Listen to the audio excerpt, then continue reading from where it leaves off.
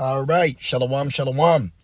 First and foremost, I want to give all praise, all honor, and all glory to Yahweh, Bahashem, Yahushai, Bahashem Rakakwadash. I'd also like to give double honors to my elders and apostles at Great Millstone that do well. And I would like to say peace and salutations to the Lord's elect, the hopeful elect in 1/3. And Lord's will this lesson will be edifying as well as exhorting to the sincere sheep of Yahweh, Bahashem, Yahushai, Bahashem Rakakwadash. And Tawadi Bahashem Yahushai, Bahashem Rakakwadash, for giving me the inspiration to do this lesson. And as the title reads, if you need a debate, you're not rooted. All right. Now, I just want to do a real quick lesson. With everything just going on, with a lot of confusion, what you're witnessing is false shepherds. You're witnessing false prophets. All right. And you have to be spiritually rooted and grounded in this truth, because if not, you will get swayed. You could be swayed by persecution. You could be swayed by misleading doctrine. You can be swayed by being led down the wrong path. Matter of fact, Yahushai actually said that there are men out here that are graves but appear not. Okay, let me get that real quick. Luke 11:44 comes to mind. I don't have anything written down, but I do have, a certain angle that I want to go with this lesson. Okay, I was just watching the elder from South Carolina's video. Then I was watching the elders, Elder Pastor Har, and just keeping up with everything. I also want to say too, which I might do a lesson on that. Not only are you to watch, you are also to understand. So Adon Ratazal do a lesson on that as well. So with the time that we're in, not only are you watching, you need to understand and process. This is Luke 11:44. It says, "Woe unto you, scribes and Pharisees, hypocrites! For ye are as graves which appear not." So right now you have men that are not appearing as dead man's bones, like it says in Matthew's the 23rd chapter. Okay, you are as dead man's bones, but you appear not. All right. Matter of fact, let me snag that too. Let's go to Matthew's 23. Since we're right here, Matthew's 23. Just give me a second. Matthew's 23. Real quick. Gonna make these quick. I am out and about. I am in Babylon. Okay, so let's hold this right here. Look, they shut up the kingdom. They devour widows. Man, they cross land and sea. They're just what is it, 23 and 23? I know it's coming right up. All right. Right here. Yep. Okay. So Matthew's 23, we're going to precept that with Luke 11:44. And these are the words of Yahushai. These are the words of Yahushai. These are not my words.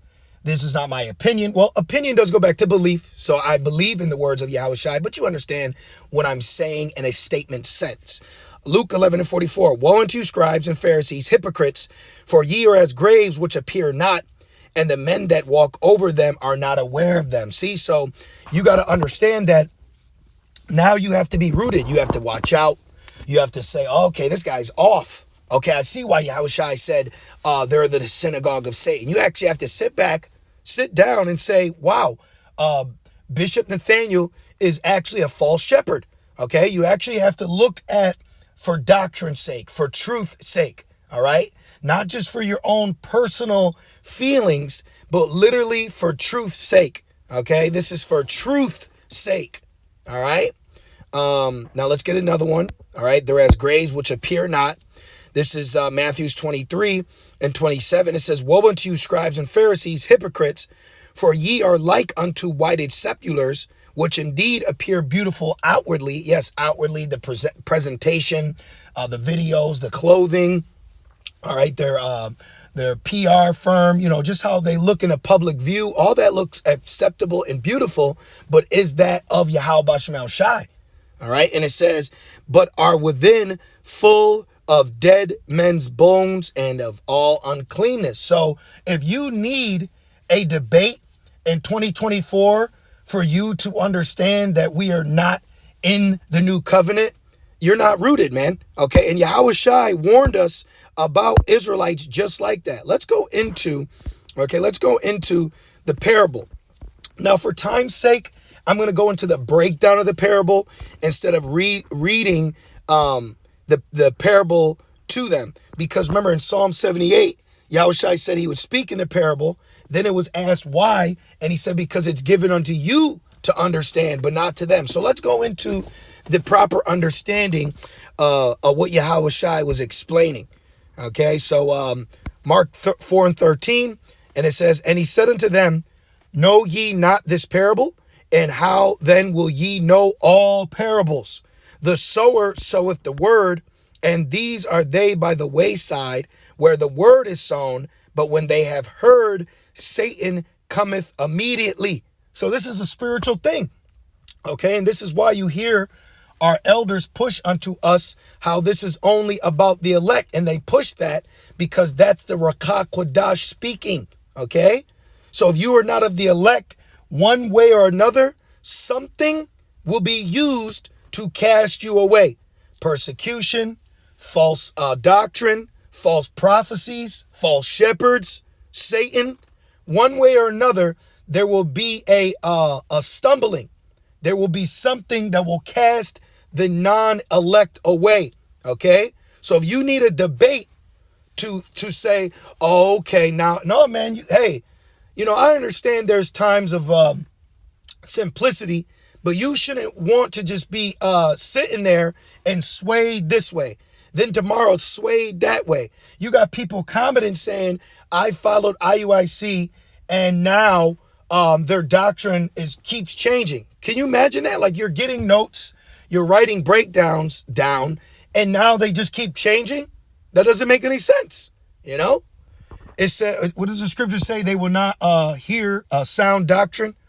It says, Satan cometh immediately and taketh away the word that was sown in their hearts or in their mind.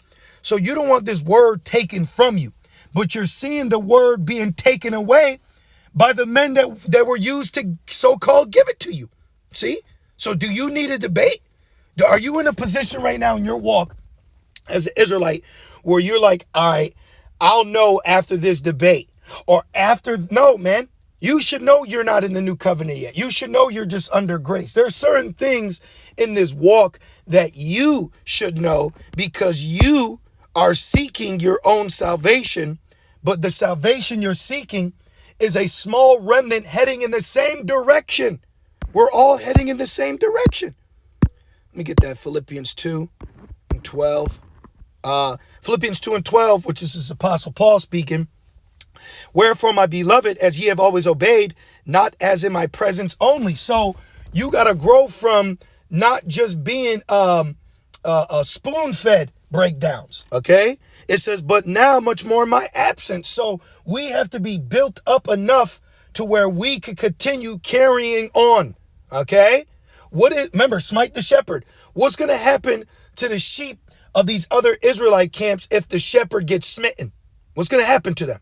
Are they going to be able to seek their own salvation, or are they just going to fall by the wayside? We're going to go back.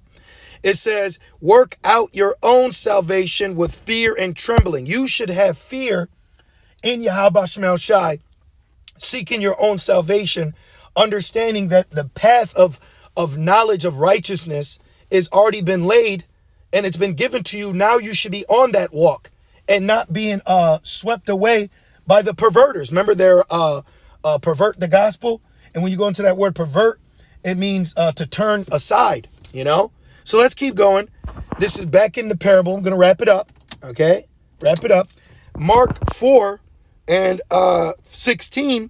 And these are they. So Yahweh Shai is given categories of the in particular Israelites, how they will be in the truth and how they will leave the truth. Okay. Which really, you're only in the truth if you have Yahweh Shai. John 14:6.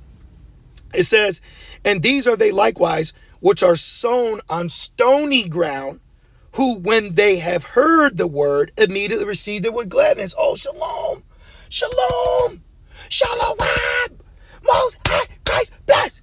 You know what I'm saying? All happy, all excited, with the business, right?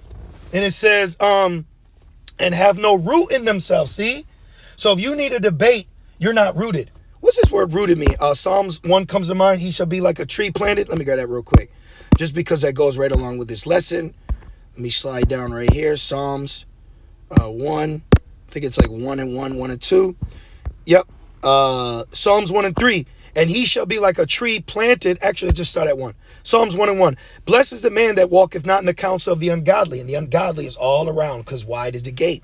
Nor standeth in the way of sinners, nor sitteth in the seat of the scornful. But his delight is in the law of the Lord, which Yahweh Shai summed up the law that we live by on 2 main principles of the law. Okay? Matthews goes into that. I think what's that? Matthews 22:34 goes right into that. And it says, and in his law does he meditate day and night, and he shall be like a tree planted by the rivers of water, that bringeth forth his fruit in season. His leaf also shall not wither, and whatsoever he doeth shall prosper. There you go. Okay, and that's that rooting. Okay, you need to be rooted. You can't be swayed. You should not be...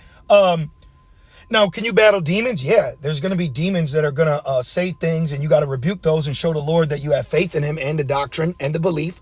So yeah, there's a difference between battling a demon and rebuking it and giving in to an unprofitable thought that's corrupting your mind on a sound doctrine. Okay, big difference.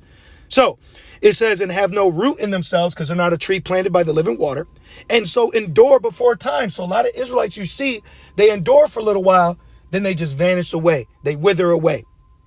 It says afterward, when affliction or persecution arises for the word's sake, immediately they are offended. See?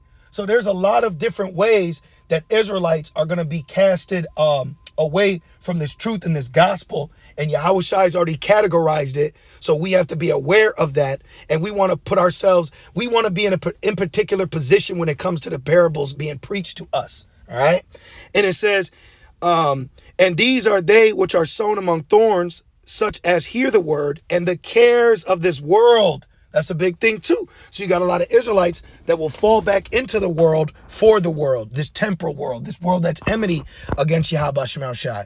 And it says, and the deceitfulness of riches, which you got a lot of men that have taken the bag to preach lies to you. They took the bag to live in sin for a season. Okay. Remember, Moses didn't take the bag. Real quick, I just got to make this point. I got a jet. Hebrews 11. Watch this. Hebrews 11. Check this out. Moses didn't take the bag. All right. Hebrews 11 and 24. It says, by faith, Moses, see, so they lack faith. If you took the bag, you lack faith. You breaking scriptures down, you don't have faith in Yahweh Shema Shai. You're breaking them down wrong. If you're breaking the scriptures down wrong, purposely, blatantly, being evil, you lack a lot of spiritual things that you are required to have in this walk. For by faith, Moses, when he was come to years, refused to be called the son of Pharaoh's daughter, choosing rather to suffer affliction with the people of Yahweh than to enjoy the pleasures of sin for a season. See? So them taking a bag, them selling out, prophesying falsely, they'd rather enjoy pleasures of sin for a season instead of enduring afflictions for a season, like it says in Luke, where Satan messes with you for a season.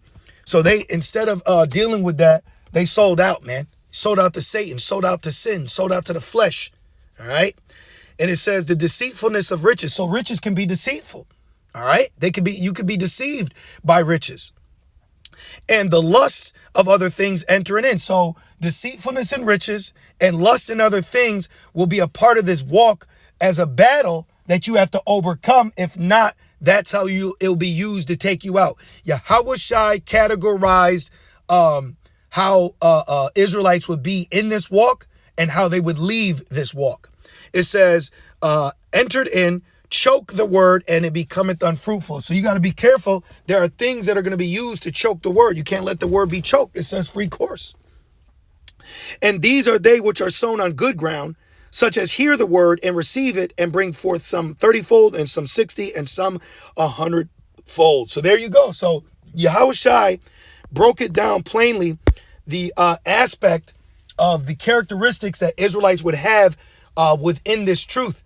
And a lot of them are going to be deceived and fall away, but only the elect is going to remain because the elect is rooted. So if you need a debate, you're not rooted. And remember, Romans 1 tells you that debates are wicked. Someone could say debate thy cause, but that would happen on the fly. Okay, but actually just going out, needing a bait to get edified. Everything that we need has been given to us, okay, for this walk, for this truth, for this ministry. All right. It's all out. All right, so I'm going to end it there. So call Allah, Yahweh Bashem El Shai, Bashem Kakwadash. Double honors to my elders and apostles, a great millstone that do well. Peace and salutations to the Lord's elect. With that being said, Shalom.